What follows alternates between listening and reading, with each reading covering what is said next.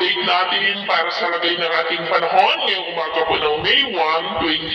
2024 na kung saan sa ngayon ay patuloy pa rin na easterlies ang hangin na umiihip po dito sa ating bansa. Mayroon pong intertropical convergence zone pero nandyan po ngayon sa may southern part ng Mindanao. At sa ating long range forecast na nanatili pa rin na walang bagyo na namamataan na tatawid dito po sa ating bansa hanggang sa susunod na 2 linggo pero hindi pa rin inaalis ang posibilidad na may sama ng panahon na mabubuo sa silangan ng ating bansa sa susunod po ng mga araw at ang development ng maya ng ating babantayan. At sa lagay ng ating panahon ngayong madaling araw ay maayos ang panahon sa malaking bahagi ng ating bansa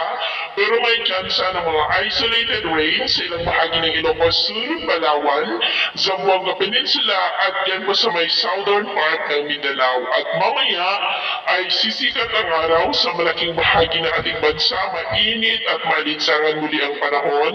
pero may tsansa pa rin ng maulap na kalangitan with isolated rains sa ilang bahagi po ng Quezon, Palawan, Zamboanga Peninsula, Sarangani at yan po sa may southern part ng Davao del Sur. At mamayang hapon, patuloy pa rin ang mainit at malinsangan na panahon pero may tsansa pa rin ng maulap na kalangitan with isolated rains sa ilang bahagi po ng Ilocos Region, Cordillera, Northern Palawan, Sulu Archipelago, Zamboanga Peninsula, Maguindanao, Sultan Kudarat, South Cotabato at Sarangani.